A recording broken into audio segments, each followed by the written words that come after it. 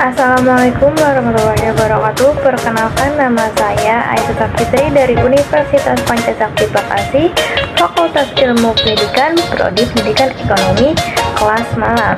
Di sini saya akan menyelesaikan tugas UTS saya dengan mata kuliah IPS dengan dosen pengampu saya, yaitu Bapak Dahlan Hasyim MPD, dengan tema yang saya pilih, memahami, memiliki wawasan komprehensif dan kemampuan tentang belajar, individu, kelompok, dan kelembagaan.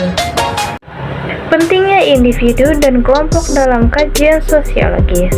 Pengertian individu adalah bagian terkecil dari kelompok masyarakat yang tidak dapat dipisah lagi menjadi bagian yang lebih kecil.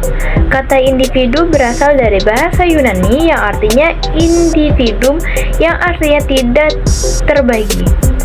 Di mana dalam ilmu sosiologi, individu diartikan sebagai sebuah organisasi atau seseorang yang bebas atau tidak terkait dengan organisasi yang lebih baik dalam hal tindakan, pikiran, maupun tingkah laku.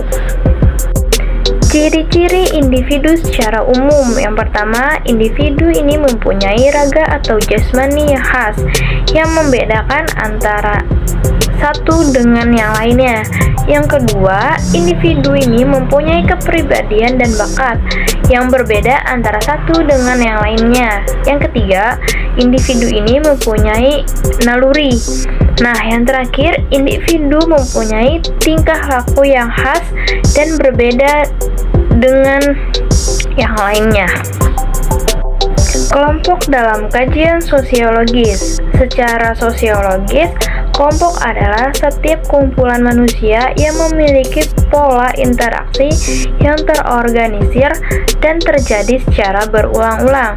Tujuannya dibentuknya kelompok sosial adalah untuk mewujudkan penerapan nilai-nilai sosial yang ada dan dibutuhkan dalam suatu struktur sosial pada suatu masyarakat. Jenis-jenis kelompok sosial. Yang pertama ada kelompok kekerabatan, yang kedua ada kelompok volunteer, yang ketiga ada kelompok okupasional, yang keempat ada kelompok masyarakat pedesaan atau rural community. Pentingnya kelembagaan dalam kajian sosiologis. Kelembagaan berasal dari kata lembaga yang berarti aturan dalam organisasi atau kelompok masyarakat untuk membantu anggotanya agar dapat berinteraksi satu dengan yang lainnya. Lembaga sosial dibentuk agar masyarakat dapat memenuhi kebutuhan hidup dalam berbagai bidang kehidupan seperti bidang ekonomi, politik, sosial, dan budaya. Selain itu, lembaga sosial dibentuk agar masyarakat dapat hidup dengan teratur. Macam-macam lembaga sosial.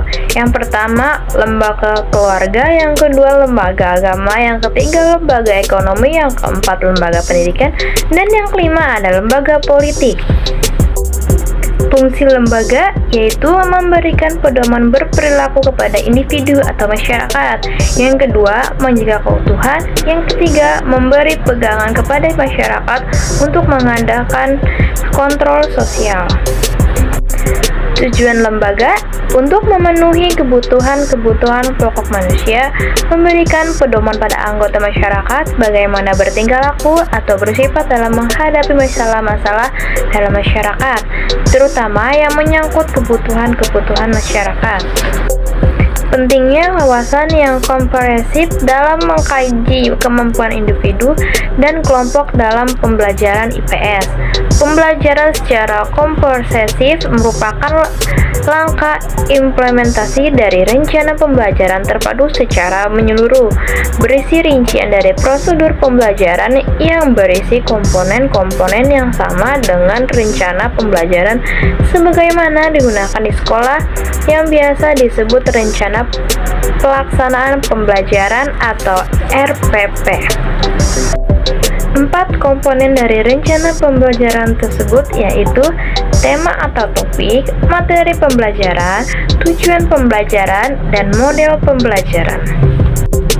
Faktor pendukung model pembelajaran komprehensif Yang pertama ada guru, yang kedua ada siswa, yang ketiga ada sarana dan prasarana, yang keempat ada waktu, dan yang kelima ada ukuran, kondisi, dan suasana kelas. Cukup itu saja yang dapat saya paparkan dalam materi kali ini. Kurang lebihnya saya mohon maaf. Wassalamualaikum warahmatullahi wabarakatuh.